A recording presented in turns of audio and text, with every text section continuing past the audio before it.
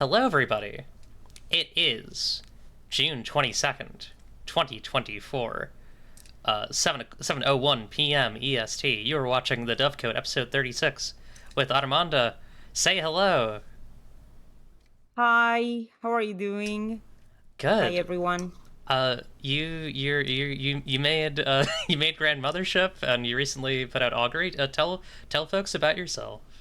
I'm also gonna Well, send your itch in the chat. okay, perfect. I'm Armanda. I'm a TTRPG designer from Argentina. Uh, from the global south. I'm queer and I focus mainly in solo gaming. I have some games that are not for solo play, but mainly I do that. And also some lyric games and weird little things. And well, I live in with my girlfriend and with 3 dogs and a cat. And I'm a poet as well. And also I'm a sommelier. So more or less that's that. Hell yeah. Let me, I'm gonna bring in the interview bird, Intrero. Okay, there we go. Uh, uh, actually, you would appreciate this pun. Actually, wait, would you? Wait, I'm trying to think. Yeah, because it's Entrero or like, Entrevista, but it's like Yep. AERO. uh, but yeah. It's lovely. Yeah. But yeah. I read through in preparation for this episode. I read through Augury because I've read some of your work in the past. You and I actually met through the tabletop peer mentorship program, Yes. uh, which I'm also going to direct folks to I because will, it's very good. yeah, it's a really nice program. I was really lucky, and uh, well, Eclipse here was my tutor or mentor. That's the word, and she helped me a lot with a game that it's not out yet, but I'm still working on it, and it was really an amazing experience. Yeah, I'm very excited to see that game when it comes out. I really enjoyed like working on that with you and kind of giving some ideas. Uh, Yeah. but honestly, I think they kind of paired us weirdly because it's like you and I were kind of in a very similar spot when that happened, and I think honestly you've not to no wordplay intended, but I think you've very much eclipsed me in Oh. terms of like how prolific you've been. Um, Uh, well, since I do most of my work on my own, and I focus on small projects, to say it some way. In fact, the game that you were helping me out with was one of my biggest, and it's going to be one of my biggest, I think, and more complicated, or maybe like not so simple as others as others that I have. Um, I think that I'm prolific because I just have an idea and I do something with it, and it's really small and not something that needs like a lot of playtesting, a lot of reading, a lot of editing, a lot of layout and such. yeah, that makes sense. Um, I really enjoyed. I think I'll gesture at a couple things here. I think I'll start with Augury. So Augury, I really enjoyed. I like how concise it is. Like I wasn't expecting when I opened it up. I was like, oh, this is Oh, very. Uh, the credits are longer than the game, right? yeah. In a way that I think is Yes. really lovely. Um, Oh, yes. because I Thanks. was at first I was like, oh, how am I missing pages? And I was like, wait, no, this is the game, and it's a very good Yeah. game. The you know gesturing towards like if a if a bird is moving towards you, that's an augury of happiness or surprise or adventure. If it's a one, it's self-discovery, solitude, lost, being lost, freedom. Like I I like it a lot. It's like I also just love the Oh, layout. It's great. thanks a lot. Though it seems like small, it's a game that has been in my mind for a lot of time. And originally it was going to be like something much more complex with a lot of mechanics and such. But there's one thing that I really wanted to do, and that it's an idea on my design that I am exploring at the moment. That it's games that are sort of endless. You know, like that. Oh, how much time can you play a game? You can play it every day. You can play it forever. You can play it once. You can play as much as you want to, you know. It's something that I'm exploring at the moment, and I wanted something that it was simple, evocative, and it was in my mind for a long time. And lately I've been pretty active in a Discord server for lyrical ludology. Yeah, The Logan's podcast thing. Yeah. by Logan. Yeah, he interviewed me and we talked a lot, and I started participating in the Discord server, and he put up a jam that it's really nice, that it's called Say Hi to a Bird. And I say, okay, I had this idea for a long time. Now I have to put it in paper, like make it a reality. And like working towards the lyrical part of a game was something that I wanted to do. And also I'm talking a lot, sorry. No, absolutely. Please continue. And also the other thing that it was hard to put in the paper or in the game, it's that I mean, I live in Argentina. That's the southern hemisphere, and but a lot of the people that uh, relate to my games and play my games are from the northern hemisphere. You know, so how do I mean, like working with bird species or colors or things like that, that those are categories that work with auguries, you know. It was harder. So what can I keep that will be significant for everyone, you know? That's Yeah. the thing that I wanted to. So number, direction, and altitude were things that happen here or everywhere. So I try to keep it like international, you know. Yeah, because if you'd done north or south, even, I mean that's a significant difference in birds moving north or south depending on the seasonality and Yeah. hemisphere. Like, I think that's really smart to Yes. try and think about that element. That kind of leads into, I think, a question that I think I wanted to ask you about, which is translation, which I think is something that you're like that's really strong in your work, and I kind of wanted to ask, like, what is that process like for you? How do you feel about that process? And yeah, just generally. The thing is, my mother tongue is Spanish, but most of my TTRPGs are written in English originally. So I need to translate them to Spanish later, because to be honest, originally when I started designing games, that's like almost 3 years ago or something like that, I started doing it in a sense that was related to the industry in North America, basically.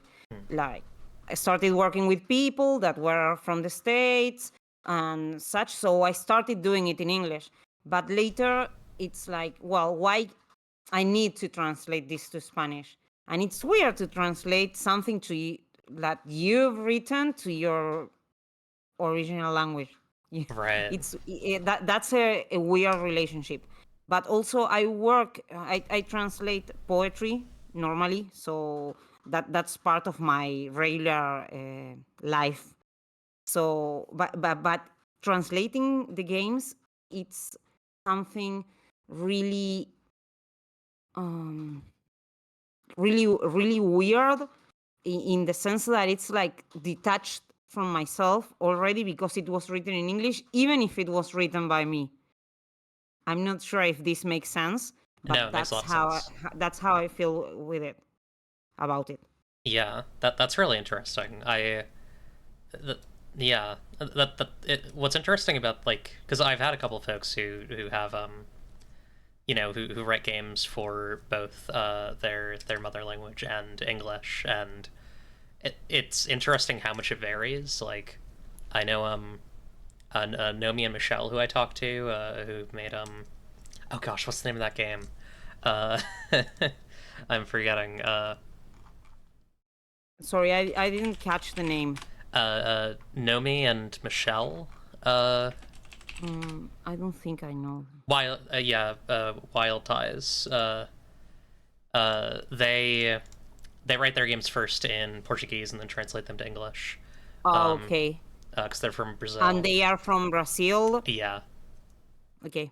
But yeah, it's really interesting hearing how different folks like I think even in in South slash Latin America specifically like uh kind of differ Well, in that regard.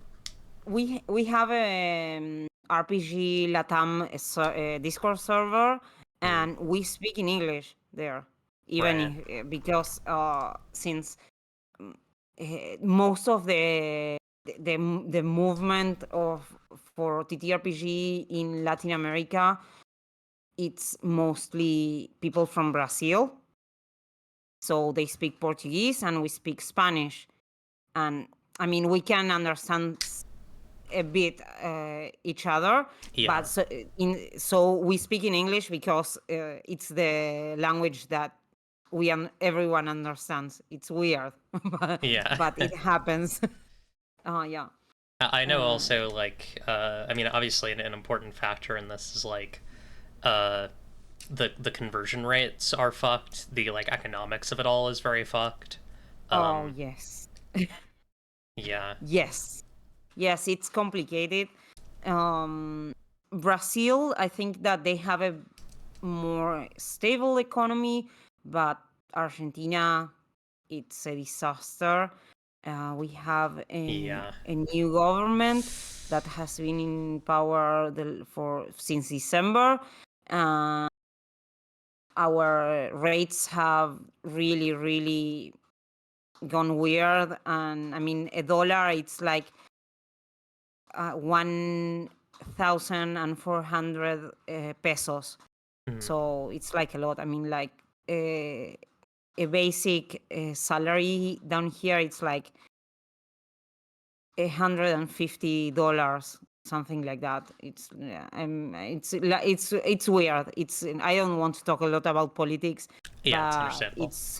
it's really intense. And honestly, a dollar goes a long way for us down here. Yeah. It's weird. Buy her Yeah. work, by the way, please. Especially if you live in the U.S. Or Yeah. Canada or the UK. Like, throw Armanda some money, please. No, but buy a game Buy and game enjoy it. specifically. Yes, Yeah. that is what I mean in that regard. Um, Yes, yes. But I mean, it's really hard. But that's why most of us focus our work in English. You know, like hmm, we work in English, so we can sell in dollars because that way the exchange rate, though it's, I mean, colonialism and other things are weird, but a dollar helps us much more than to sell our products in our own money in our own country. I mean, I wouldn't sell. If I have to explain someone in Argentina what a solo game or a lyric game is, it's like really weird for them. They Yeah. just know D&D, Pathfinder, Vampire, maybe something else, or Tulu, or something like that, but not indie games. Yeah. Are there any? Because I know that there's some weird, like I know like in Japan there's a lot of like Call of Cthulhu being heavily popular and stuff like that. Are there any like weird games in Argentina that folks might be interested in hearing, or Mm, not weird, but stuff that's no, we outside of the are D and we D? are no. We have when I started playing TTRPGs, I started playing D&D, obviously, because it's like the only thing that got here. But then World of Darkness was really popular during the 2000s. Like it's it's something that went together with the emo based fun. Mhm. Yeah. So vampires, emo music, that was something that worked together for a Right. time. And now, to be honest, I'm so detached of the traditional TTRPG scene. I know that a lot of people play D&D and Pathfinder and everything, but luckily I have some people with whom we play indie games and other things that are not so popular. But the most popular thing is D&D and Pathfinder, to be honest. Hell yeah.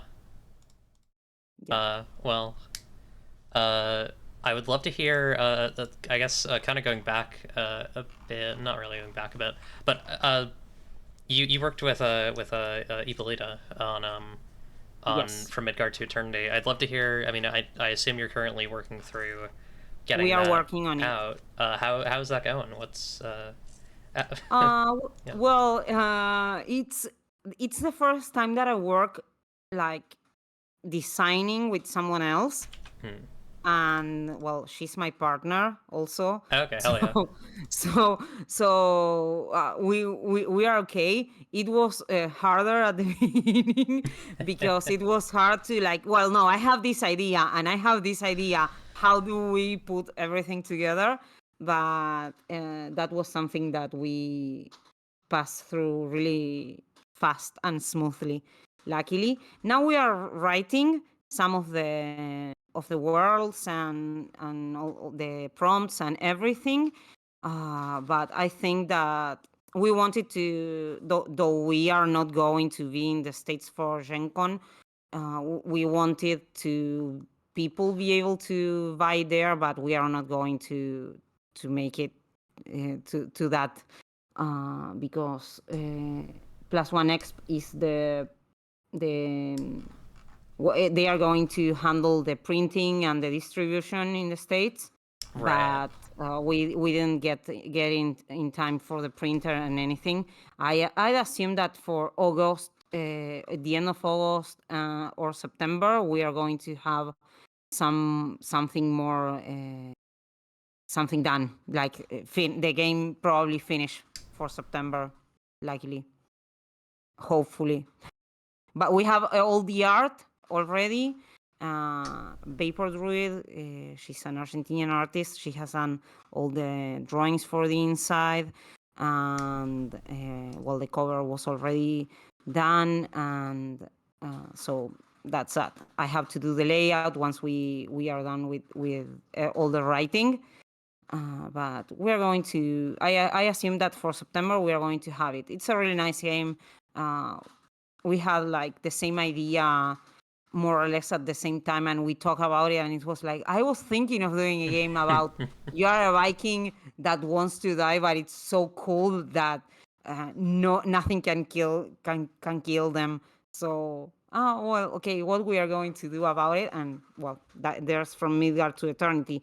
uh, if anyone wants to check it out, there's a demo Mhm. uh, Yeah, I just put to that in the with chat. some. Yeah, if you need me to send the link, let me know. No, I got it. But I put it in the Twitch chat. cool. Yeah. It's a, it's like I really like it. We are really into, well, we like ancient cultures in general, and so I hope this works really nice. I'm really interested in Viking culture, and in fact, I have another game that I'm designing that has to do with this. I have started designing it a long time ago, and it's not finished yet. So, well, I hope this goes smoothly, and we can share it with everyone around September. Hell yeah. Yes. All right. I'd love to hear about any games that you're playing or reading or kind of looking at recently. This is one of my questions that I tend to ask just about everyone because I love hearing about Oh, games. to be honest, I haven't been playing a lot because I'm working a lot, luckily. Mhm. But uh, the last thing that I've been playing, though it's not a new game, I've been playing Thousand Year Old Vampire because I'm trying to do an actual. We have here a community of indie TTRPGs that it's also a podcast in Spanish that it's called Sesión Cero, and I want to put there with a friend that she's one of the podcasters in Sesión Cero. We want to do an actual play of a thousand-year-old vampire, but we want to do it as if it was interview with the vampire. Oh, fun. So I'm just doing all the notes and playing everything, so I can send her the stuff, and she can arrange the questions, and then we will do like recording the interview. That's fantastic. Yeah, because I always want to do actual plays of solo gaming, but I feel that you need to be like really, really good at engaging with people if you do that. So on my own, just talking, it feels like I'm not going to be able to do that. So, I was thinking while watching the interview with the vampire, the TV show, um, I, this is what we have to do. Hell yeah. That So sounds I've been awesome. playing that, and I've been reading some of the stuff that has been put up for the Say Hi to a Bird jam. Yes. Very cool. Some of on the Discord server, some of the things that are not published yet, and like there are really interesting stuff going on. It's like it's a really nice jam, so people should check it out. I think. It has a lot of games about being ducks or crows or sparrows or a lot of magpies. Well, it's like really, really interesting how people see birds. It's really nice. That's what I've been reading lately. Hell yeah. I'm quickly just I've been trying to like it's been inconsistent, but I've been trying to put down reading lists for these because I want to put them in the YouTube Oh, description. okay. Um, but it's also hard. I feel like I need to like get a secretary, but I also can't pay anyone to do that. So Oh, it is what it is. Um, yes. but yeah, It's hard to put everything together on your own. yeah, for sure. Um, and then any games that are coming up that are coming out or on their way that you're excited about? Um, I've been so out of touch with everything in social media lately that, to be honest, I'm not like a big fan of big franchises or Kickstarters, to be honest, because I can't buy them. I can't. It's really hard Right. for us to get physical copies of stuff.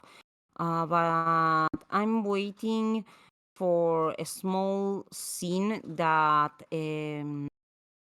Marks of High Water has Hmm. put together.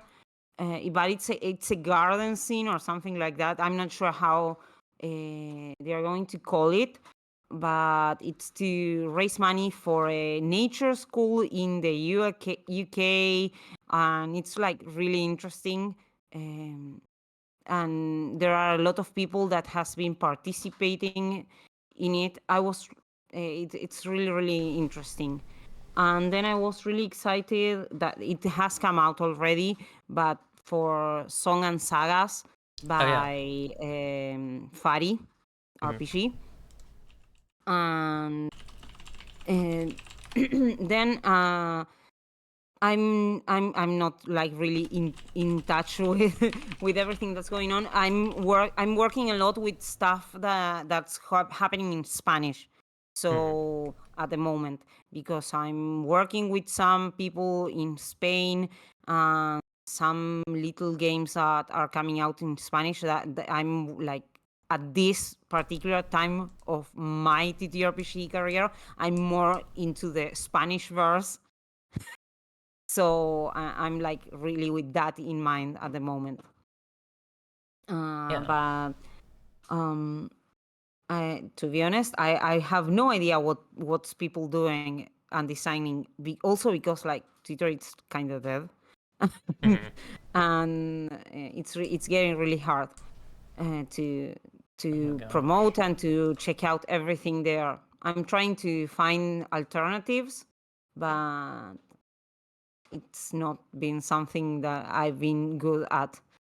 I mean, I can't get to. I feel really dumb, like posting and interacting with the same posts in like Blue Sky and co-host Yeah. and Mastodon, and it's like you have copy pasted this same thing in every social, and I can't interact with everything. It's like, well, it's weird. It's a weird time for the for the socials for TTRPG. Yeah. We Um, need a Google Plus. We need a new Google Plus. We need just a home yeah, for everything. I miss that, to be honest. Something Yeah. more. And every day, well, I'm not answering your question with this, No, it's okay. but It's a good answer. yeah, people every day it's like, oh, okay, this is working for me.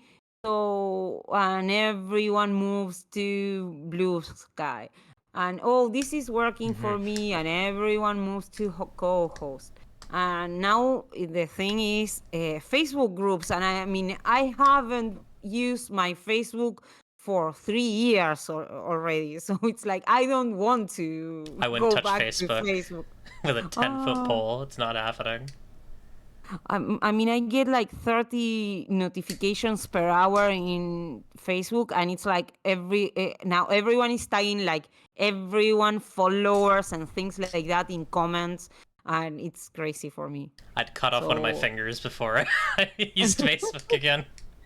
I like I don't want to remind myself of the person I was like 10 years ago, It's like Yeah, no. why I would do that? I mean, I was okay, but it's like well, just I think that Facebook is dead. Yeah, Facebook's not really a place that I'm I on. see that someone is mentioning Tumblr. I don't know how to use Tumblr. I'm in the higher on the top of the millennial phase. I mean, I'm 41, so it's like I don't know how to do Tumblr. It's really hard for me. Yeah, it's I used Tumblr for a long while, and even like I don't really. It's not really a place that I feel like. I don't know. I'm not really. I'm not I really there. to be honest, it's like the I I think that the interactions are weird for me there. It's like I don't know.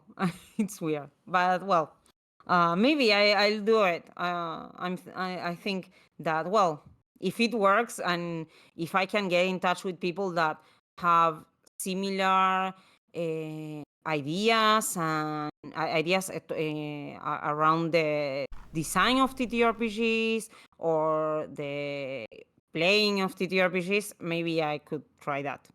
But it's like like we are everyone's spread around, and it's like really. Uh, I mean, I miss Twitter pre Elon Musk. Yeah, real. Okay. Oh, okay. Well, I don't like him. I'm He's a freak. He no, no, he no. ruined it. I hate him.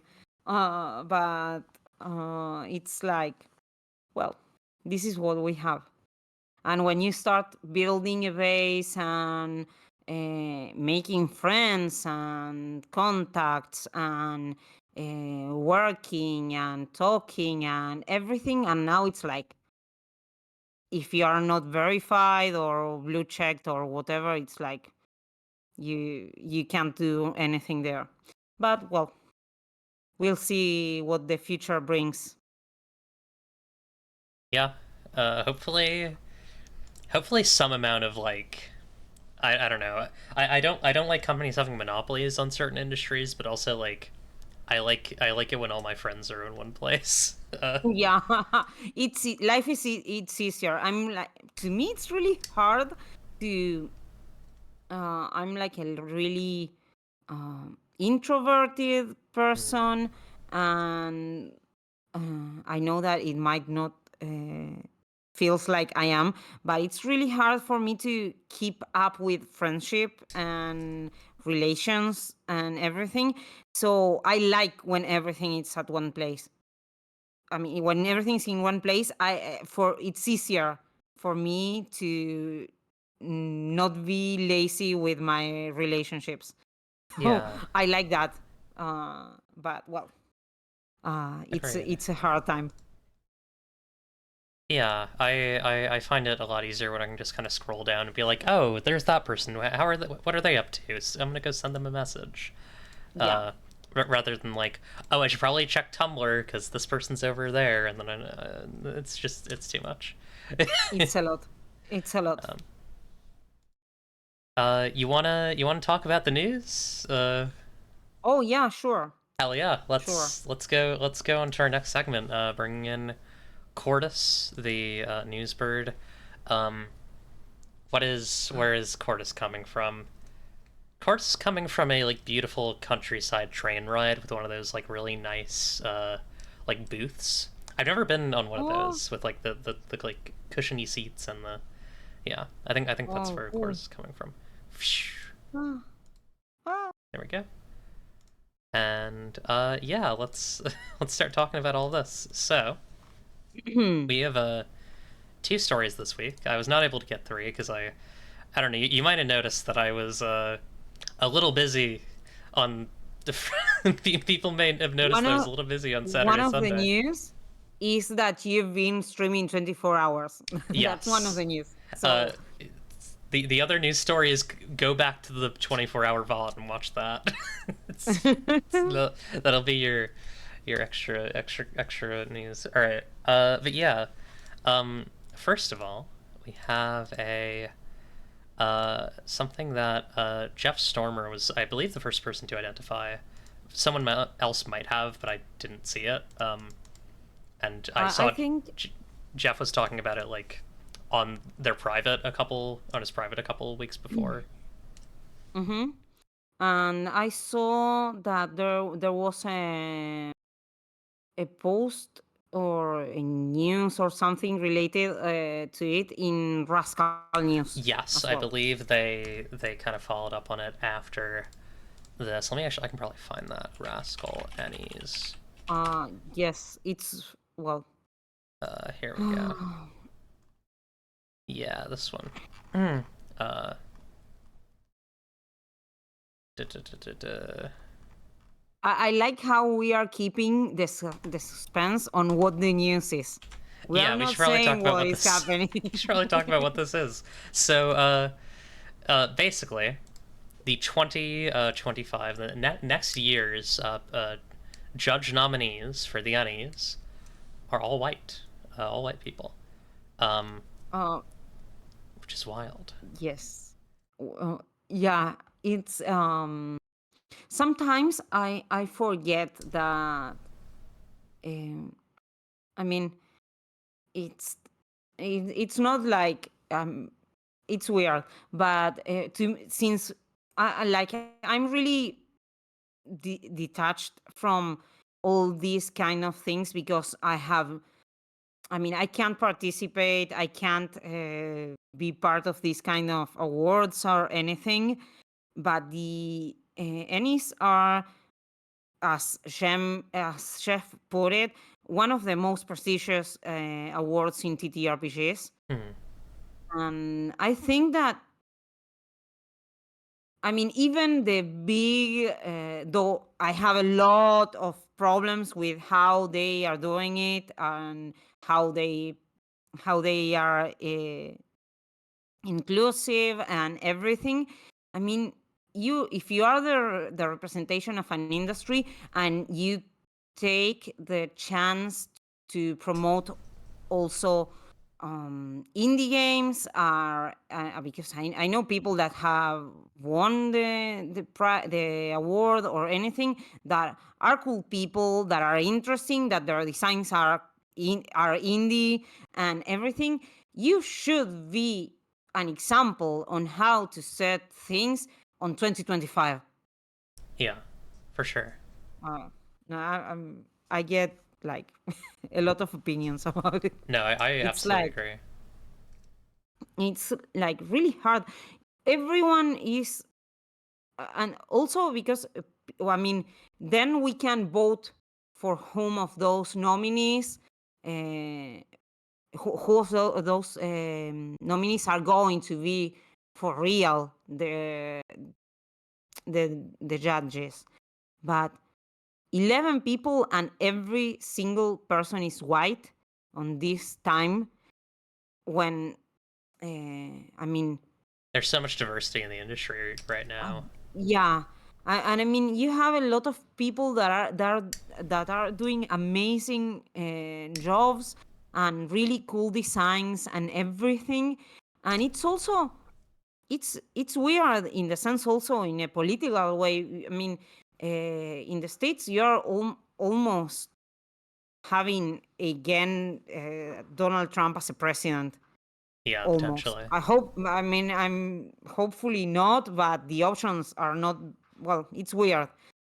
So how come that if you are an example in the community, you keep doing things like this? Yeah, it's pretty bleak. Like it's rough because like I feel like already there is such a um like when I look at like who was nominated for the Ennies this year, I see so many like names that I have not really heard of in the like more uh I would say like socially aware sphere of TTRPGs. I see a lot of like more like traditional stuff, and so already there is like I think on some level a traditional like D&D Pathfinder, uh, some OSR, and then like kind of light indie bias. So combining that bias, like the the bias in terms of like what is considered eligible to be in any with the like ethnic and cultural bias of being all white is like it's fucked, right? Like it's just you're immediately closing off a lot of pretty much all possibility for um for people with different life experiences to come at the games of the year from like a different angle. Yes.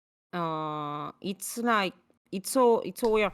But it's like I know that the Ennies are like mixed about mainstream games and indie games and such. But for example, in on why is it that the representation that you get in the nominations for the games is not something that it's translated into the judges. You know, it's not like they are.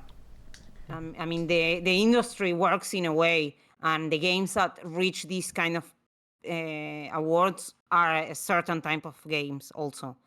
But for this year, for example, it's Cyberpunk nominated. It's a game that is designed by a Brazilian person. You have different things for the games. Why that is not represented also in the judges? Yeah, it's rough. Yes, it's a weird thing. Yeah. It's wild But because, like, I'm not an Ennies judge, and I could think of, like, you know, I could think of enough people to make that entire, and I'm sure you could too, to make that entire, people who are, you know, like US based even, to make that judge panel not be all white. Like, it's pretty fucked up. also, all of them are white, and there are only 3 women. Yeah, That's weird too. I mean, that's fucked up. I mean, maybe it's my small circle of relationships in TTRPG industry, but most of the people I worked with or know or are friends with are queer or are from different oppressed minorities, and it's like it's weird. It's Yeah, there. We are a lot of people there that are not white or men cis et. I mean, like it's weird, but well. yeah. I'm curious. Hang on, let me look up this. Here we go. Potential judges. I'm kind of curious who. Not to. Here we go. See if Aaron Harshman. We're going to Google people. I'm just parsing. I'm just trying to parse. I don't be mean to these people, please. No, not at all. Please be respectful. It's not their fault. It's not their It's fault. not their fault. No. Yeah. I am Oh, simply. I know some of the they are cool people. Yeah. The people that I know, and they have worked a lot for their art and their design and everything. You know, I wouldn't dare to be mean to any of these Yes, please be people. kind. It's like Thankfully, I don't think I have an audience that would harass anyone. The people who watch this show are very nice and respectful. I could never imagine anyone. Well, maybe I'm too naive, but I would not dare to be mean to these people because they don't. It's not their fault. It's not their fault. Not their fault. It's, Not at all. not at all. Yeah, I just wanted to get a sense of Definitely. what the mix was. I didn't. I don't know if any of those people are trans, and I'm not going to try and clock them. So maybe Oh. maybe some of them are trans. I don't know. Yes, I haven't checked every person, but I know for what other people have told in different tweets, it's like there are only 3 women, and all of them are white. That's what I Damn. know. This is Lilith says this is a perfect spot for a Waffle Crew member to show up, which is a reference to.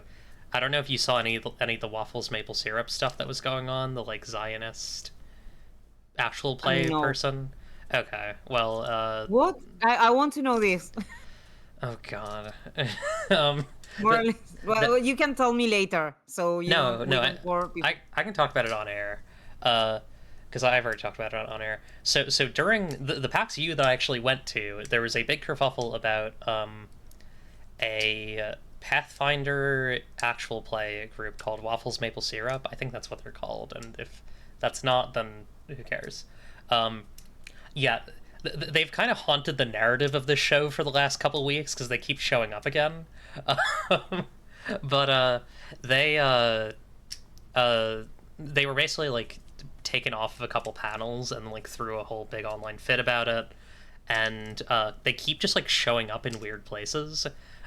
They are Mm-hmm. the So a couple of things. There was that Obojima, that like D&D 5e Ghibli inspired uh like game at Uh, MomoCon, and they were is the one of their people was going to be one of the players in that. okay? Yeah. Is this the people that harassed nominees for the Crit Awards or something like that because the Crit Awards were anti-Semitism or something like that? So that kind of. What Okay. actually happened is one of these waffle and maple syrup people was nominated for a crit award, and Uh huh. people complained, and then uh the crit awards put out their whole thing like, hey, we don't, we don't accept, we're not going to be taking any nominees who are like Zionists, and they took this person off of the nominees, and then that led to a bunch of harassment, and that led to Gen Con basically, giving the crit awards an ultimatum where they couldn't, do their show uh, live in Okay. person at Gen Con. So Okay. they have haunted the narrative. They've haunted tabletop role playing games for a couple months now, and I'm tired of hearing Oh, about them. okay. Sorry to make you revive No, no, this situation. I mean it more in a, when I say tired, I'm not like actually frustrated. It's more just it's like it's funny but also sad, right? Like that these people have like such a these people are so ingrained in tabletop games that like Oh, the moment there's pressure on them, it immediately creates like a domino effect, and yeah. they have nothing to do with this story, to be clear. They have nothing to do with the Ennies. Just Lilith was making a joke about what if it turned out that one of the white people was one of them, and just One of yeah. them. I'm glad. Oh, I'm glad we've dodged that bullet in particular, because that would have been. I would have freaked out if that were true. I would. I would have had a panic attack. Um, oh. but yeah. Well, Um, luckily, no. luckily, it's fine. Um, Perfect. do you wanna go over the Neopet stuff and we'll take a break? Okay. Yes. All right. Cool. Yeah. Let's talk about the Neopets tabletop role playing game. Now you might be wondering, didn't we talk about this a week or two ago? Yeah, like in a bit where I was like, hey, there are too many licensed games. This one is bizarre though, and I think we need to talk about it because it's really weird. There's a Rascal article about it today. In fact, let me. Yes. I was going to talk about this before this came out, but they did release this today, talking about it. Um, but yeah, one of the things that they identified, which I had seen but hadn't really processed, that I think is really funny about this thing, is one of the goals is um $125,000 character sheet pack. So I character sheets uh for $125,000. I assume this would be like something like a lot of printed Hmm. things that you have on a blog or something like that. But I'm not sure. But $125, I think it's a lot of money for something you can just write down on a normal paper. Yeah. So like let's look through this, because like 40,000 was their goal, right? They're at Yeah. 100,000. So 40,000, the game comes out as a physical game. Uh, Now what's crazy to me is this 100,000 one PDF version's available, which is to say that if you they have a fully ready PDF version of the game, but they need another $60,000 to make it available to you. Something is off here. Something is really wrong. Um, and then $25,000 up to the character sheets, which is just kind of crazy to me. Uh, Premium book covers, all this other stuff. The really big thing here is just the there. It says nothing. Like There's Yeah. nothing. There's no mechanics here. Um, There are no mechanics, and also the thing is that they promise a lot of things, yeah, like a lot of they promise a lot of mechanics that they are not showing. Nothing, spells nothing. abilities. I mean, like puzzles, spells, battle dome, um crafting, if I remember correctly, or cooking or something like that. It's like a lot of material. Yeah, crafting, factions and I reputation, mini games. It's so uh much. well, I like the thing of like a pacifist approach, but That is but nice. it's really, I mean, it's a lot of things that So they. long. Yeah, I to be honest, I never read a Kickstarter when it's this long. It's Yeah, like a lot of things. keep it short. I need to. I mean, if I recall correctly, there's I mean, there are a lot of tutorials on how to do Kickstarter pages and things like that that we indie creators rely on. If I recall correctly, there's one that tells you like people needs to scroll like 4 times or 5 times to see all your page. If not, it's like no one's going to read all that. Yeah, like if I Uh, go to 100, how many scrolls is this? I'm One, not sure. 2, 3, 4, 5, and I'm doing some pretty hard ones. 6, See, 7, yeah. 8, 9, 10, 11, 12, 13, 14, like 15 scrolls, and a couple of those And were like, double or triple. I mean, there's also a thing with franchises that people do them and they expect money. I think that this has been happening for a long time, but I think that the peak of this thing happened with the Avatar game. Hmm. Like it was like they make the production of every game more slower because they use all the paper. It's like so weird. It was pandemic and everything also, no? But Yeah, but it's so weird how I mean they people don't care what you're putting inside the game. They just like it because it's Avatar, it's Neopets. But I like the idea that these games exist in the world. yeah. I It's I don't just have any issue with the Neopets game. It's just like this is such hubris, right? yes. Hopefully, it's a nice book. It's cool. People enjoy it and everything. But to me, I need to know more on how a game would work to back it. Yeah, how are you applying the mechanics of, like, how are you applying the world and mechanics of Neopets to a tabletop role playing game? What are the base mechanics of this? Um, you Yeah. gotta show just a little bit. Or how is that?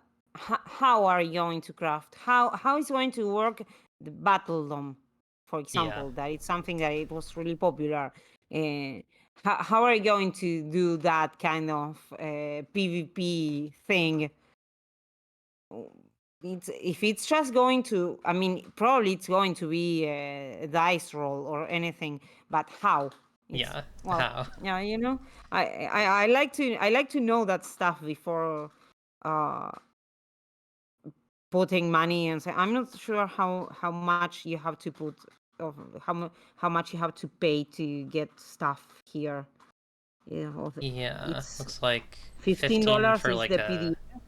It looks like 15 is like a module, which is a pretty Yeah, common thing for these bigger games, where it's like yeah, a module as a kind of tutorial thing that'll happen. yes. 20 for the core rule book, 35 for both, and then as PDFs. Then the campaign book, 40, 60 for the core rule book, 100 for both, 200 for all this bullshit. And Oh, the other thing that I would like to have, maybe, uh, to check out this game is like a quick start or a demo or something like that, just to.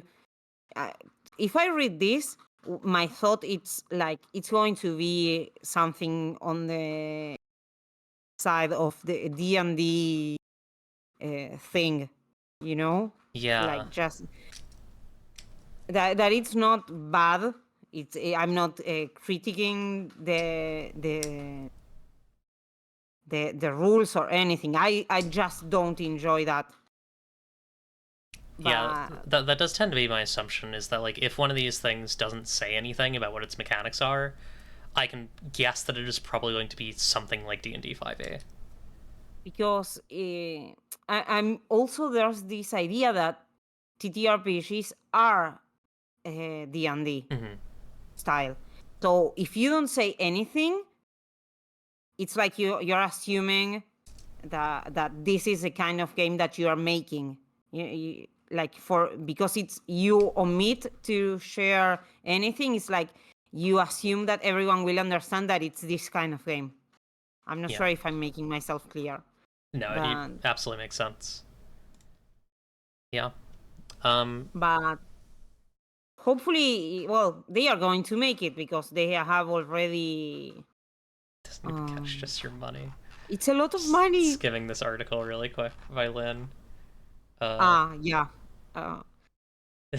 This is a good pull It's quote. kind of harsh. Geekify expressed no earnest desire to find a system that suits Neopets. They just reached for the lowest common D20 nominators and ran with it.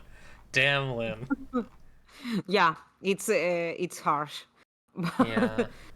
uh, This game but design well, is hopefully great. they do fine. And well, if I recall correctly, that article says that it's not going to be remembered by anyone, and it's Mm-hmm. going to be something like mediocre or something like that. I don't recall the exact words, but that was the sensation that I had from reading it.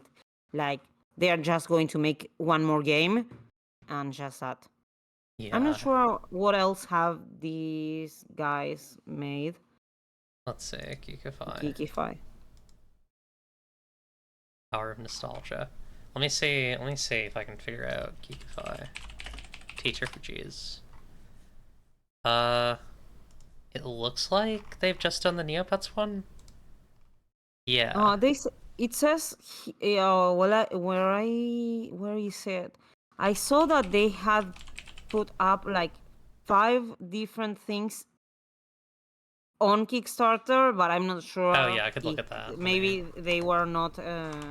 Let's say, how do I find the people? Here we go. Geekify Inc. Don't. Uh. Da da da. Geekify Inc. Yeah, they've done a couple things here. Oh no, sorry, that's their backed created. Oh yeah, they did. Oh god. Yeah, they make like products. They make like they make like nerd junk basically. Okay, it's not. It's the first TTRPG, Yeah, but okay, a tarot deck and cheap dice plushes board. and yeah. What is Okay, this? Okay, that's really weird. I don't know why MIDI that's driven. No. MIDI-driven Tesla coil musical instruments for public performances. What? Why? When? Was this like 2017 or something? This is 2018. Okay. Sorry, I'm just learning now. Oh my god. Oh, do I have audio? And hang on. There's a whole other layer to this that I'm discovering It's now. amazing. I want that. They should be making more of this instead of Neopets RPG, I think. This is awesome. Oh my god. Oh no, it's amazing. I can't believe it. Yeah, this is really cool. I think that this is really interesting. I wish that they have they apply this kind of ideas to the Neopets TTRPG. I should make. This should be a resolution for the game. Yeah, Somehow. they should do another one of these. I'm gonna. I should take this video and like make it just play in its entirety at the end of every DOVECOTE episode. I think that'd be really funny. So cool. Yeah. Okay. Well. That's awesome. Okay. Well, testosterone. No. Okay. Yeah, that's bizarre.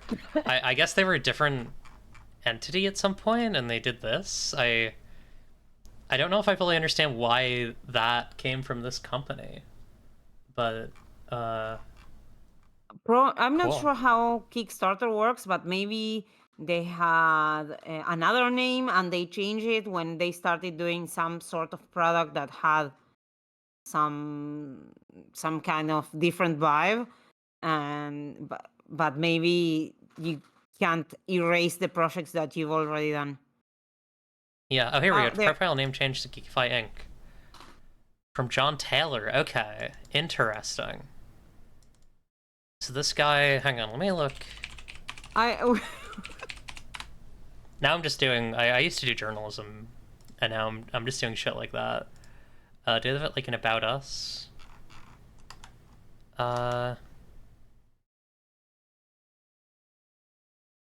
Shop, FAQ, contact. It was John Taylor. I can probably find him on LinkedIn. Yeah,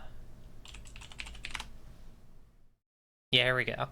So this guy was the creator of the Tesla in the park. Yeah, and he went on to Geekify. Ignore my ignore my LinkedIn.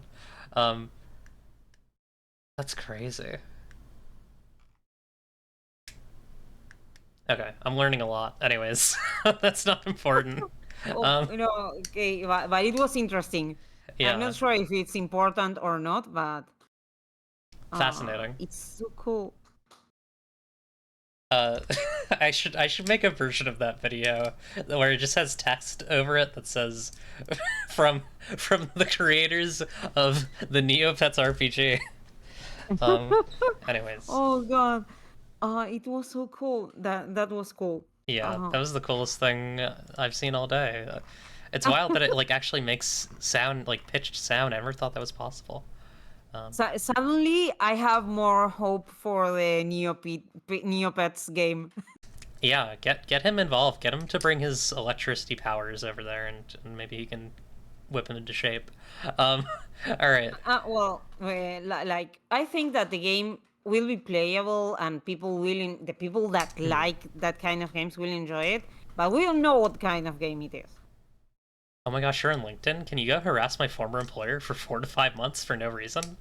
No, I won't do that. But I hope they're okay. I hope you're okay. All right, we're gonna take a quick break.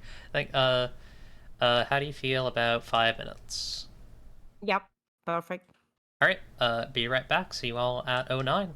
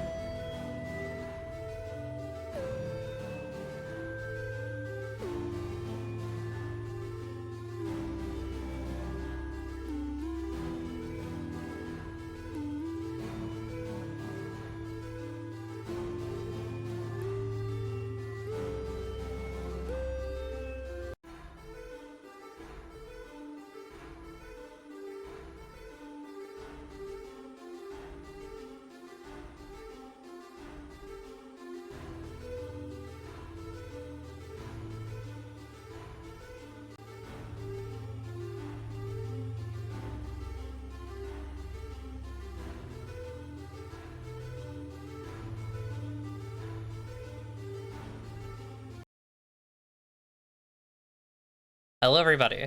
Welcome back. We are going to look at the mail now. Let's see if we got any. Oh no, my mailbox is empty. Please send emails to darlingdemoneclipse@gmail.com. I'll also happily take questions in the Twitch chat if you prefer. I know I didn't necessarily promote this one as early as I like to normally, so it's understandable. Well, you had to. Oh, apparently might have. Oh, okay. It just came in. Our email from VIP question asker goblins, aka aka Skibbity Bop and Dada, has delivered 5 questions for us. Wow, As always, a lot of a questions. VIP. Best of the best. Folks are still welcome to send questions in email or on Discord, and we will gladly get to them. So, this is a fun one. The first question is: do you think the world moves with the world moves without you is a valid design thesis for TTRPGs? Could it be too video gamey? So basically, the idea that like when your characters do things in a TTRPG, the world operates despite of and beyond that. I think that's a really interesting question. Oh, yes. I think that it's really interesting. I haven't thought about it until now. Now I'll be thinking about this for a long time. Yeah, that's a cool one. uh, I'm not sure how well.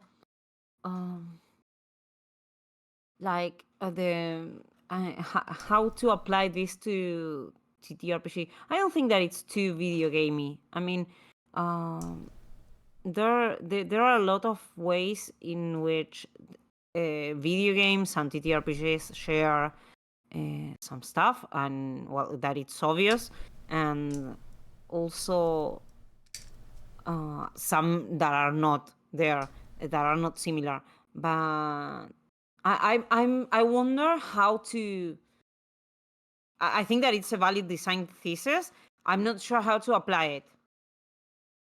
Yeah, Yes. I think about like I've applied it in play before, and I think I've also applied it in some design. Like I think like the earliest example that I have is when I was running D&D. Yes, Blades in the Dark does have this. It has a faction turn. Armor Stir also has this in a very big way. But Mm-hmm. I think about how when I first started playing Dungeons and Dragons, I had a problem that I think a lot of DMs have and just don't really deal with, which is players were using long rests as much as possible, often in place of a short rest. Um, and the way that I got around that was I said, "Hey, you're free to do as much of that as you like, but like things are moving beyond you. When you take a long rest, I'm writing down things that might happen during that time." Um, Yes. and that created an environment where players were less likely to long rest at the like we're more careful with their resources and less likely to long rest at the drop of a hat. Yes. Um, I think. Sorry. I think that Blades in the Dark has clocks and that. But when I said that I don't know how to play it is because normally I think on designing solo games. mhm. So I have games that have clocks and other ways where time passes, and well, this is what you get to do. But I think that that I'm trying to think on how to apply it in a more um, philosophical way, like not just a mechanical way. So I'll have to think about it a lot. But yeah, it's something that can be done in some ways. Clocks, Yeah. tracks, and timers. Some people use like, well, you have this time to decide what you're going to do. Like it's it's interesting. Do you know the game Super Hot? The video game Super Hot? It's a uh I have a. It's like all white, and you are a character. It's blue or red or something like that. Hmm. It's that one. Yeah, do But you know like the central gimmick of it? I don't remember what you had to do on Okay. the game, but I remember aesthetically the game. Yeah, so the central gimmick is that whenever you move, time moves. So Mm. uh, you have perfect stillness as long as you're not moving, and that includes like looking around and stuff. So the reason why I bring it up is I think like that sort of philosophy could be applied to like a solo game. Like I can Yes. imagine doing something where every time the like, you know, every time you and I think you kind of hinted at this with like you put a lot of clocks and such in your games like things move forward as you know write more of your journal Mm-hmm. or do kind of do your solo play or whatever whatever form that takes, and I think that's a really interesting way of kind of treating that. Yes. What I like a lot to do in some of my games, it's like have multiple tracks or like that. Tracks work like clocks as well. Hmm. In general, in my designs. So I have, well, if you feel all this track, this happens, and if you feel all this track, this happens. Like something that to give more options on to the world, for to say it some way. But yeah, it's interesting. Yeah, it's neat. That's also giving me some ideas actually. I'm thinking about like games where games where you're like doing things each day, like solo games where you're doing things each day, and then you're rolling a d6, and then like putting that many little like X's in tracks, and like almost kind of in like a Zaba's way. There's some really fun stuff that I think that you can do with that Yeah, mechanic. I it think sounds interesting. in terms of like group play, Sapphic World is kind of where I've elaborated a lot on that. Where like when you take a break, the GM is every break the GM is going to like they might turn the month forward. Like as a group, you can decide if you want to turn the month forward, and that is both good for you because it opens up more opportunities for holidays and weird events and different flavor and some dreams, some like really advanced moves are affected by it. Um, but it also the GM moves the campaign forward, and things happen. Some of them good, some of them bad.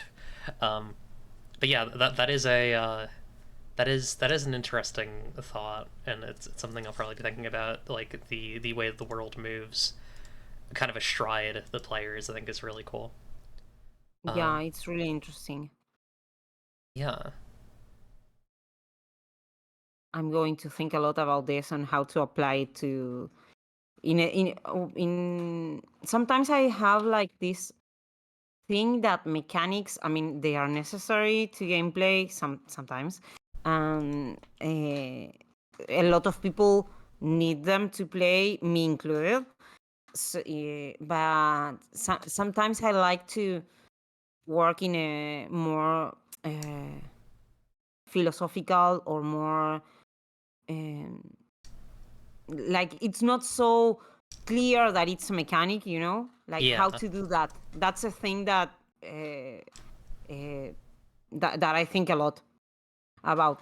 Not that I have succeeded a lot with that, but I like the the the where when instructions and mechanics are inside the text without you noticing them. yeah. I feel like the I mean, maybe this is kind of a mechanic, but I feel like the ultimate tool for this sort of thing to me, in terms of like something that is a complete stable standard, especially for solo play, is real time. Like I Yes. think there's something really interesting you could do with that, without saying There, this is a game that uses 24 hours. Uh, yeah, there are. I don't recall the name of the game now. I'm really bad with names in general, so I don't remember the name of the game nor the designer. So this is really bad. it's But I okay. remember there are some games that use candles as time measure. Oh, yeah, 10 candles. So when they, yeah, that's the one. But I think that there are some more. But it's really interesting when that kind of what tells you that you can't use, for example, once there is no more natural light for you to play this game. Yeah, like this is the end of the game when the sun has set. Yeah. I mean, like different kind of things that are for real, moving without us. You know. Yeah, that makes sense. I agree. Cool. Next question from goblins. Let's see. When it comes to analyzing games, how do you train your mind to figure out what emotions rules evoke and what rules encourage? In terms of, I'm trying to parse the grammar here a little bit. How do you train your mind to figure out what emotions rules evoke? I'm assuming you mean and what emotions rules encourage, or is that a separate? Goblins in chat, so they might be able to help out a little bit here. I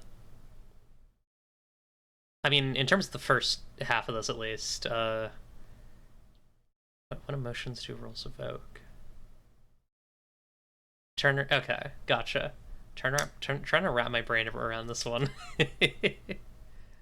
No, you're good, goblins. I'm trying to completely understand the question. I'm Yeah, me still too. not because it's not well written. It's just that I don't completely grasp the meaning. You know. Yeah, could you try and reword it, goblins, and we'll go to the next one, then we'll kind of go back once we have that. So yeah, we'll go to 3. Do you know what Gonzoism is, or like Gonzo world building, No. or like Gonzo journalism is another term? Okay. No. I don't know what that is. I will save I'm this going one then for next time. Just because I don't want to just be answering this one while you sit there. Well, but if you start talking, probably I have opinions. You know. Okay, I'll give it a shot. So this question is when it comes to Gonzo, is there like a primordial example that gets across the bones of the genre that can be built upon? My brain is goo, and I struggle to find a through line, especially in TTRPGs. So like I've talked a lot about Gonzoism, Gonzo world building before, which is a kind of a kind of like recycling of like the Gonzo in Gonzo journalism, which Hunter S. Thompson used. It's like very very aggressive, very like hard and fast type journalism. No, I'm googling it. Yeah. Yeah, Now and then I get so it. Gonzo is like I was what's the thing that hit me? Oh yeah, the Warframe thing where it's like they have a uh boy band in like the past of their setting, and then like in like the sci-fi future there's like a zombie virus that, or like a terrible like infestation, like alien infestation that like mimics the members of the boy band to like send as like assassins to kill you, like that sort of thing, where it's like really kind of genre mishmashy, and like really just kind of having fun with it, going as hard as possible all the time, getting weird with it, I think is great. Let me try and answer the actual question, because I'm When I'm not sure when we are talking about genre, we are talking about TTRPGs in the yes, question. I think Oof. talking TTRPGs. So the question is a primordial example that gets across the bones of the genre. That's an interesting one. I think I think Adventure Time is a really big one for me. Like that's like a really recent one. Honestly, Star Wars, like Star Wars is, I think that it's for me something that, yes. Yeah, This, massive genre yeah. crossover in a way that we don't really think about now because it's so kind of it's it's become kind of pedestrian. uh, Yeah. Well, but I think that maybe something like Alien, yeah, you Alien. know, something like Alien could work, and it's something that they. Yes. Yes, okay. Yeah. I'm having flashbacks from playing Alien Isolation, which I couldn't finish because it was too hard for me. Like I can't deal with the alien, but yes. Yeah, Uh, Alien's crazy because it's like they took this like really kind of hard like labor like mining almost aesthetic and then like modern like 80s mining aesthetic and then put it combined it mashed it together with this like with stuff that was inspired by and had the direct involvement of H.R. Geiger. um and I yeah. think like that sort of bold like aesthetic boldness I think is really important to like gonzoism. I'm trying to think of like really early examples. Well, I'm going to say something that might be a little bit more cheesy, but Hmm. I think that it might work. Also, Blair Witch Project. You know. Oh yeah, real. Uh, Yeah, because they were well, taking. I know Yeah. that I'm going to the suspense, thriller, horror side, but I think that well that also because it was a mockumentary Mhm. that it made like I think that is something that works also. Yeah, I would also agree because it's like taking like themes like witch themes, then also like you have kind of the oh I need to bring the last bird. I need to bring an apocrypha, but yeah you have the kind of like camera found footage aesthetic. Um, oh gosh, Ah, what else is there? Uh, hi. little funny guy. This is Yeah. true. Marketing is definitely a big factor in like how things are kind of understood in that regard. I'm trying to think of other like big, trying to think of like early big Gonzo stuff. Like, uh, I think a lot of comic books. Like if you look at like the Jack Kirby era, where it's like, just he starts out like, here's a man who has a suit made of iron, and here's a guy who's here's a hero who fights Nazis, and then he eventually gets to like, okay, so here's the cosmology of the gods. This guy's Yeah. name is the Laser King. He has 1,000 laser swords. Like, just being okay with like having living planets that try to eat you and shit. Like that's what I want. Uh, but yeah, it's good. Uh, uh, yeah, that's all I have to say about Gonzoism. On the Um. oh sorry. No. Sorry. I'm not a comics girl, but I'm watching at the moment. Well, it has finished the season like some days ago. The Boys. Oh, interesting. Yeah. I think that that might work as well. I mean, everything that they are doing, it's like really interesting. Well, and it's a comic originally, so uh, I think Yeah. that that might work as well. They have like it's so complex world and so intense, and the way that they put it, and well, it's like really interesting to me. Yeah, agreed. The best fiction is fiction that realizes it's fiction. So true, Zay. I very much agree. Um, hell yeah. But going back to the second question, Goblins kind of gave a bit more of a clarifying question, which I think is Okay. very good. I think I meant to. Sorry. Yeah, the question is, how do you learn how to parse rules and fully understand their effects on a game? Uh, I'm trying to think. I don't know if you Can have an answer you for copy this. paste it for me? Yes, I can throw that in there. How do you? Da, da.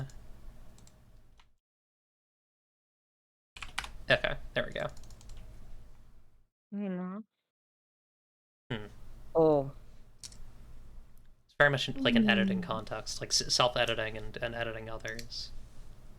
To me, this it's an empiric question,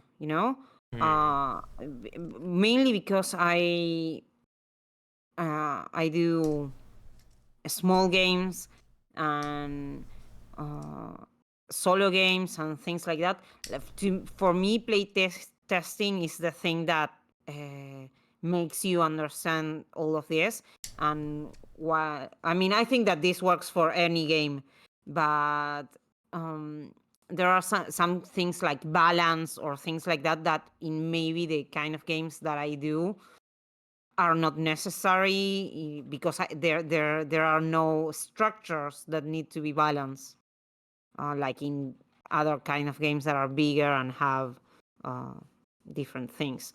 But to me, it's a playtesting, arranging, playtesting, editing, and such. That's the thing for me. Yeah, I assume that like playtesting helps you figure out like kind of the emotional and like personal like interactions with the rules, right? Like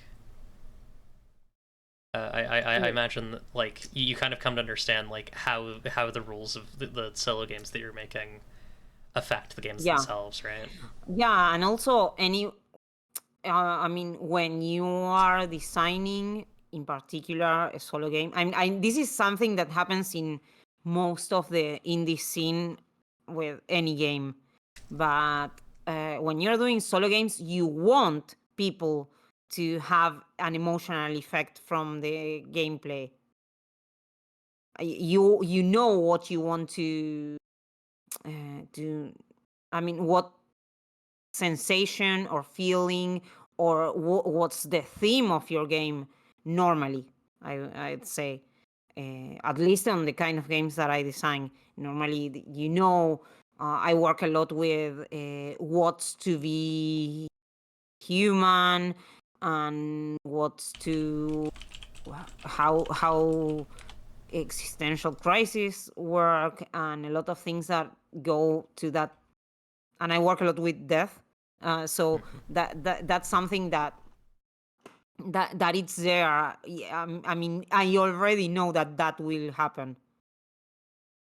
Then things can have different effects on people, but normally I do disclaimers and everything. This game, it talks about these themes.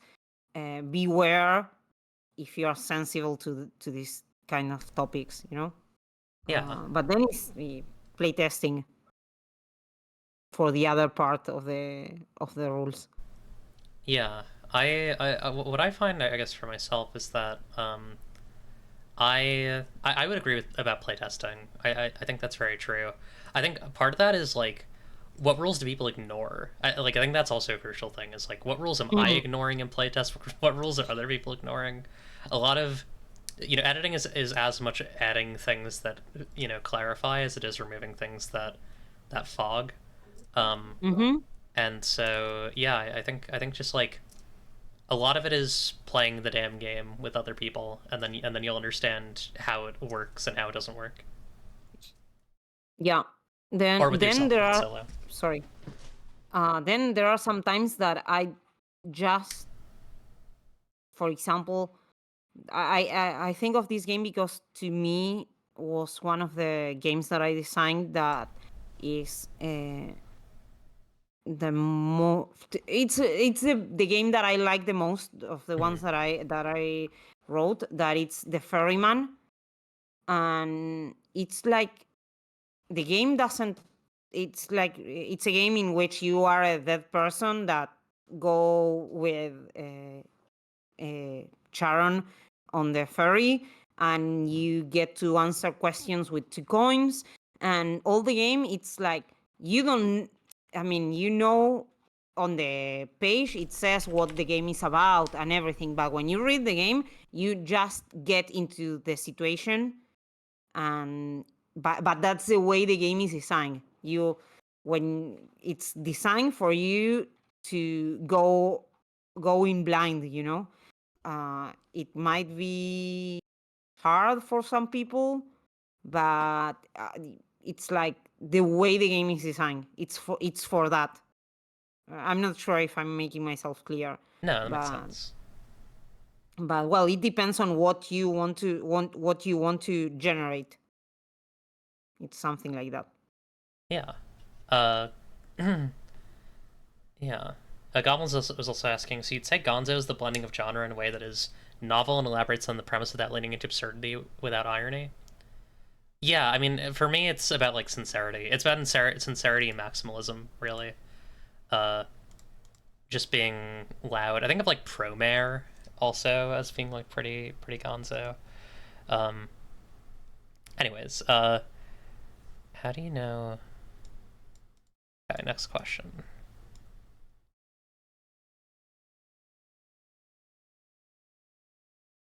How do you know when an idea is good for a TTRPG? Okay, that makes sense. Oh, How do you know when a good idea is good for a TTRPG? Sometimes I realize a bit through trying to wrestle my thoughts into coherence that the idea I had be a better comic than a game. Interesting. it's really interesting. Also, mm, it depends on the process of creation that any person has. To be honest, to me is I want to make in general. I want to make a game about this. How do I make it a game? That's the first question that I do that I do to myself. Like I make to myself. I for example, I decide I want to do a game about being a dead person that it's going to uh, or well, to talk about another game, talk about Ogre. It's like I want to make a game about birds that are that are telling me something. How do I do this? How do I do this in a way that it can be applied to everyone? But if I want to make a game, I just try to think on the mechanics or the way to make it a game. Yeah, I know that this sounds like I'm not answering anything, but I'm not sure if this is useful. But you can do a game about anything that you consider uh, that you want to make a game. I'm not sure Yeah. if that's right. No, I think that's a great response. I would also, like, in terms of, like, should this be something else? I would say I think an approach to come at games with is, like, do you want other people to experience a specific story that you have to tell them, or do you want people to experience do you want people to create stories? I guess is kind of the question. And if it's the Yeah. latter, then it's a game. If it's the former, then it's something else. Yeah, that makes sense. Yeah. Yeah. Which is a hard question to explore. It kind of it's a very personal one. There are some people that do other. I know people that work another. I mean, they think about a mechanic and they create a game for it. For example, that way it would be more clear that you have to do a game, because if you're thinking from the mechanical point, it's like easier. But it depends on how you create things. I mean, for example, I write poetry as well, and sometimes it's like, well, I mix. I in this case, I do some lyric games, so I can mix both things. But sometimes I write a poem and I design a game for the same theme. It's like, well, it depends on how you take your art. Yeah, that makes a lot of sense. I think I totally agree about doing both, like doing exploring a theme or an idea in multiple mediums. I think is very healthy for very healthy creatively. Yeah. Then you can figure out which you want to put your whole pussy into. um, yeah. And then fifth question. Is this the fifth question? I think it's the fifth. Yes. Do you have any good examples of mechanical challenge in TTRPGs that fits non-combat situations more than combat? How do you design mechanical challenge in your TTRPGs? Challenge. Um, I'm That's- not sure what mechanical challenge means, but now I can think about what I'm thinking in my head. It's about a card from Brindlewood mechanic about clues, for mm, example. It works in that I applied it for grandmothership, and there are a lot of games that use it, like Apocalypse Keys, and well, a lot of games that it's a way to you solve something mechanically that it's not a combat. But I'm not sure if this is what they were asking. uh, yeah, I think they were asking kind of for examples of that. Uh, Uh, well, the between Brindlewood Bay, they have a mechanic where in which you go on your encounter, you go finding clues, and then you make a hypothesis with all the clues that you gathered to solve a mystery. mm, But that's the main thing about the game. It's a game to solve mysteries. yeah, I think that the thing about like there are so many games that are about combat, and so I think that like if you want really interesting mechanical challenges, I would definitely agree. Like games with games with premises that are not about combat are going to yield more interesting non-combat challenges just by virtue of like they Yeah. have more page space to get more silly with it and have more things going on. Um, I I think like in terms of like mechanical challenge, I don't like writing for it because when I think about mechanical challenge, I think about like really what I think about is I think about Star Wars Fantasy Flight games where it's like you give your characters goals and then the GM assigns them like a challenge rating and then you get like EXP Oh, based on the challenge rating of the goal that you put, but you don't oh, know what the game like you don't know what the campaign is going to yield, so it's hard to tell what sorts of challenges you should be putting down and goals. And if you don't fulfill your goals, you don't get XP. So you wind up behind other players. And I'm like, I don't want that sort of thing in my games. I really, no. when I think about mechanical challenge, I really want things that are going to be rewarding. They're going to reward like mastery that doesn't look like just knowing, oh, if I put my barbarian in this place, they'll get hit by X spell. I uh, I think about my friend Eden, who is a frequent Sapphic World playtest player, did a just crazy thing um, in a recent Sapphic World playtest that like completely altered the way that like the main mechanic of like kinds works, which is like the kind of ancestry equivalent in the game. Mm-hmm. In like that playtest, because she just knew so much about the game that she was able to like get deep in its DNA and use the words that I had written to like change the words of existing moves and like do all sorts of bullshit. And like that's the sort of challenge that I want. I want mastery. I want games that reward a like full and interesting understanding of them. Or I don't want it at all, or I don't want mechanical challenge because I find that like Yeah, impeding yeah, often. yes. I'm since I design mostly solo games, it's really weird for me to think about designing mechanical challenges for my TTRPGs. Um, so because normally I don't agree completely with the idea of having them. It's like it's weird for me. So um, I like to focus on other stuff when I design games. But well, sometimes you need them. Eh, I'm not sure how to apply it. What you have shared seems like reasonable. I agree with that, but I haven't given much thought to applying mechanical challenges in that sense to my games.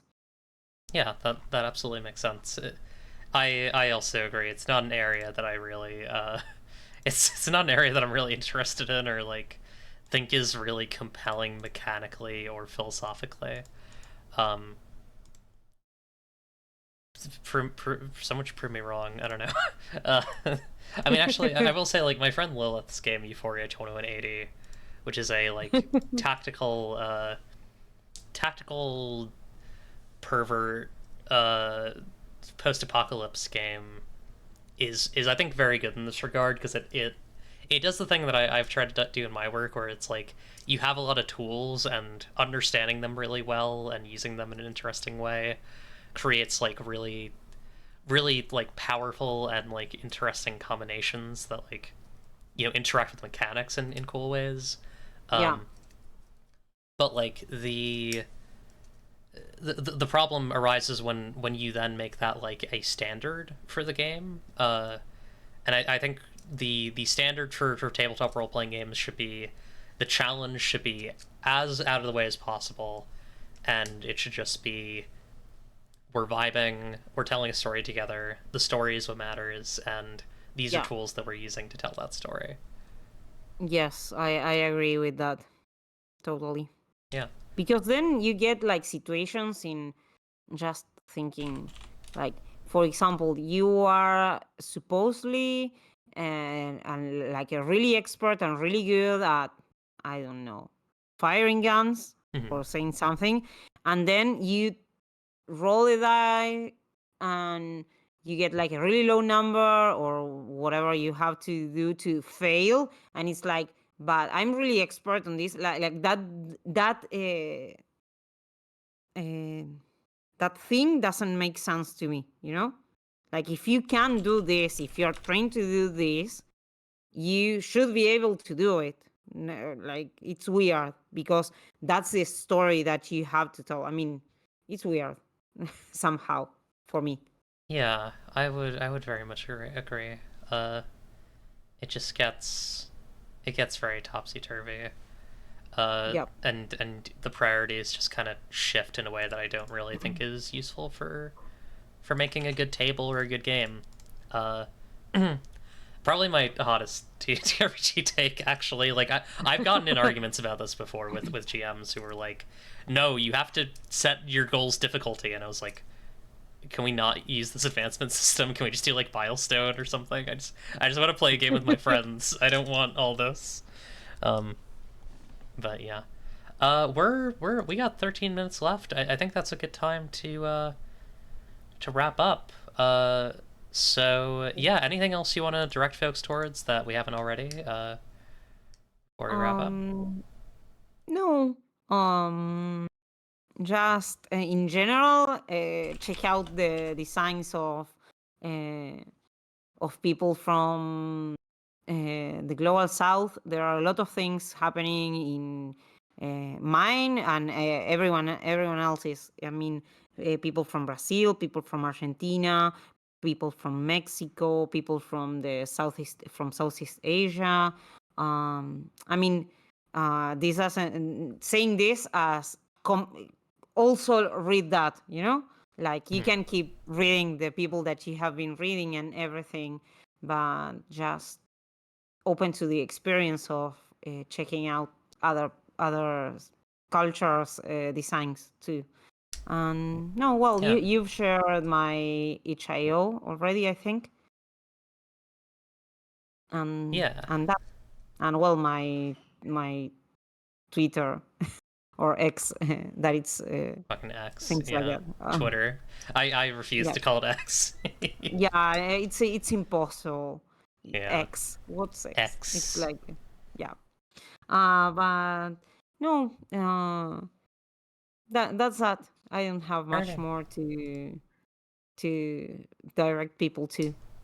all right. Well, thank you all for watching. I'm gonna raid Mike Spagowner of the Wayne Radio or of the Radio TV Solutions group, who is playing Warframe because Mm. I like Warframe and I don't know.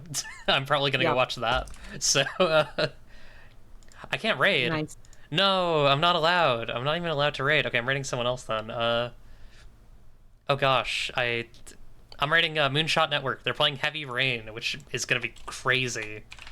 That game is disgusting, but also like, you know, it's one of David Uh, Cage's games. I haven't played Warframe, but Hippolyta used to play it a lot, Oh and yeah, she keeps watching everyday videos about it. that's awesome. That's good. Ah, That's a vibe. All right. Thank you all for watching. I'll see you all next week with Aaron Lim. Take nice. care and keep an eye out for that. Bye everyone. Remember, if Bye. you don't like what you see, you can change it.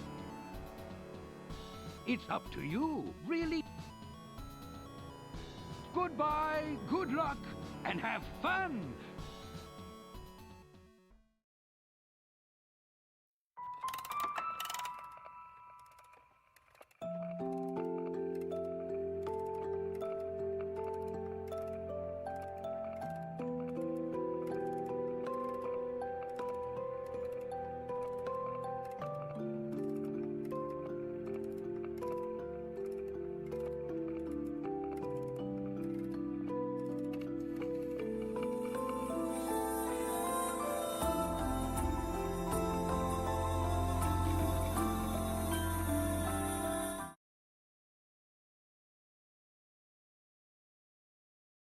You're just in time for a critical moment in Heavy Rain. The rain's coming down hard. I'm having my heart broken by my favorite detective in the whole